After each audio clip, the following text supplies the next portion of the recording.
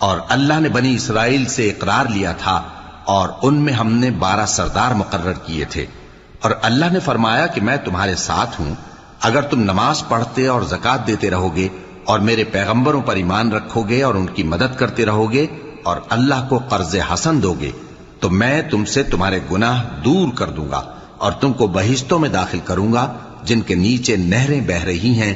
پھر جس نے اس کے بعد تم میں سے کفر کیا تو وہ سیدھے رستے سے بھٹک گیا۔ پس ان لوگوں کے عہد توڑ دینے کے سبب ہم نے ان پر لعنت کی اور ان کے دلوں کو سخت کر دیا۔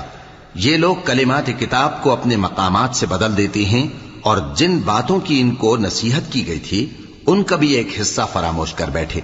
اور تھوڑے آدمیوں کے سوا ہمیشہ تم ان کی ایک نہ ایک خیانت کی خبر پاتے رہتے ہو، سو انہیں معاف رکھو اور ان سے درگزر کرو۔ اللہ احسان کرنے والوں کو دوست رکھتا ہے۔